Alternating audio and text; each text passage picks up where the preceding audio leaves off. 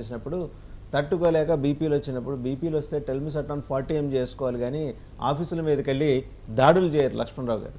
దానికి ఇవాళ మీరు ప్రతిఫలం మీరు అనుభవించాల్సి వస్తుంది. ఇవాళ మీ దాకా వచ్చేప్పటికీ ఇదేదో దాడులు చేస్తున్నారు అని చెప్పేసి మీరు మాట్లాడుతున్నారు. ప్రజావేదిక కూల్చడం అనే విధ్వంసంతో మొదలెట్టి మీరు అడవులు చెట్లు నరికేదాకా పోయారంటే జనం ఎందుకు మీ వెంబడి ఉంటారు, ఉండాలి అని మీరు అనుకుంటున్నారు? ఒకసారి చెప్పండి లక్ష్మణరావు గారు. వాసుదేవన్ గారు, మీకు ప్యానల్ ఉన్న పెద్దలకి, డబుల్ ఎన్ టీవీ వీక్షకులకి, యాజమాన్యానికి హృదయపూర్వక నమస్కారాలు.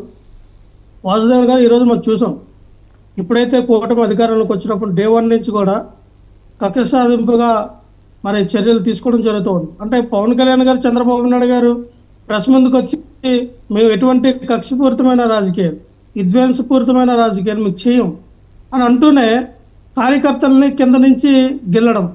ఇప్పుడు గవర్నమెంట్ని చూసుకున్నా కదండి, మేము అధికారంలో ఉన్నాం, మనల్ని ఎవడరా ఆపేది, మనల్ని ఎవడరా చేసేది, మేమే కదా అధికారంలో ఉన్నాం అని చెప్పి బరి తగ్గించి ఆ ఎమ్మెల్యేలు, మాజీ మినిస్టర్లు, మాజీ ఎమ్మెల్యేలు ఇంటికి వెళ్ళి గొడవ పెట్టుకునేది ఎవరు? వీలే కదా. ఈరోజు కూడా ప్రతిరోజు కూడా ఏదో ఒక నియోజకవర్గంలో కార్యకర్తలు కొట్టడం, వేధించడం. నిన్ననే శ్రీ సాయి జిల్లా ఉంది, సపోజ్ ఆ జిల్లాలో ఒక మన వైఎస్ఆర్ పార్టీ సోషల్ కోఆర్డినేటర్ని కూడా కొట్టి చంపేశారు ఆయన్ని. ఇలా చూస్తే రోజుకు ఒక 2-3 హత్యలు జరుగుతూ ఉన్నాయి. అంటే ఇది చంద్రబాబు నాయుడు గారే చంపించారా, పవన్ కళ్యాణ్ గారే చంపించారా మేము అన్నట్లా. కానీ వాళ్ళ అండ చూసుకొని, పార్టీ అండ చూసుకొని కదా వీళ్ళు ఇదవుతున్నారు. ఫస్ట్ ఆఫ్ ఆల్ చేసింది ఏంటంటే స్టేట్మెంట్లు కాదండి, పేపర్ స్టేట్మెంట్లు, మీడియా స్టేట్మెంట్లు కాకుండా మీ కార్యకర్తలు వారించండి.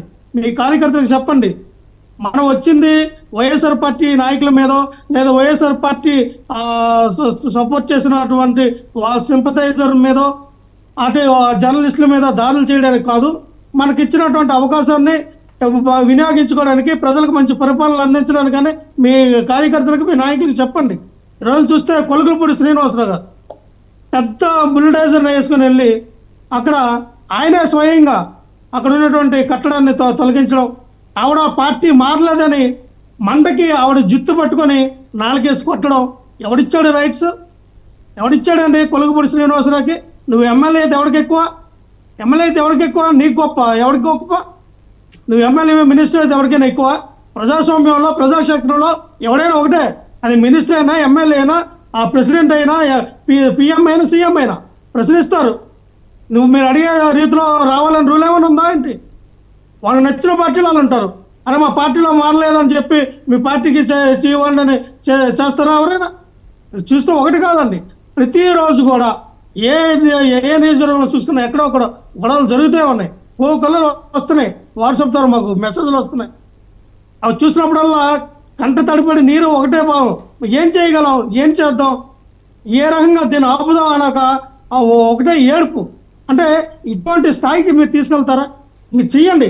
ఎవరైనా ఆ నాయకులు కానీ ఆ నియోజకవర్గంలో అవినీతి చేస్తే బయటికి తీయండి, ప్రూఫ్లు బయటికి తీసుకెళ్తే వాళ్ళు లీగల్గా వాళ్ళ చేసి జైలుకి పంపించండి. ఇక్కడే కాదు, నేను దూరంపూడి చంద్రశేఖర్ రెడ్డి గారి దగ్గరికి వెళ్ళి సేమ్ అదే అక్రమ కట్టడాలు అన్నప్పుడు అక్కడ ఉన్నటువంటి ఇదే మున్సిపాలిటీ సిబ్బంది, ఇదే మున్సిపల్ మేయర్ అందరూ కూడా ఏ రకంగా మీరు కట్టడాలు కట్టుకోండి, ఏ రకంగా వాళ్ళకి మరి బిల్డింగ్ ప్లాన్ ఇచ్చారు, ఏ రకంగా మీకు సహకరించారు. అప్పుడు ఆ రోజు కరెక్ట్ అయింది, ఈ రోజు తప్పెలగైంది. అంటే లక్ష్మణరావు గారు సార్ చెప్పండి. ఇప్పుడు మీ మీద దాడులు జరుగుతున్నాయి అని చెప్పి ఇంత చేటు ఆవేదన మీరు వెళ్ళగక్కుతున్నారే, 5 ఏళ్ల పాటు కడుపులో దాచిపెట్టుకుని వాళ్ళ వేదనని ఎవరికి చెప్పుకోలేని వాళ్ళందరి బాధ, గోస ఎప్పుడైనా వినపడ్డాయండి మీకు? నేను మాట్లాడుతున్నది సామాన్య కార్యకర్తలు, సామాన్య ప్రజలు, సామాన్య ఓటర్లు. పెద్ద పెద్ద లీడర్ల గురించి మాట్లాడలే. పెద్ద పెద్ద లీడర్లకి వాళ్ళు దిక్కు లేదని మీరు అంటున్నారు. నేననేది ఏంటంటే సామాన్యులకు దిక్కు లేని పరిస్థితి మీరు తీసుకొచ్చి ఇవాళ మీరు దిక్కుతోచని విధంగా తయారైపోయారు. మీకు మీ పార్టీ అలా తయారైందని చెప్పేసి అబ్జర్వేషన్. దీనికి మీ దగ్గర ఉన్న సమాధానం ఏంటి లక్ష్మణ్ గారు?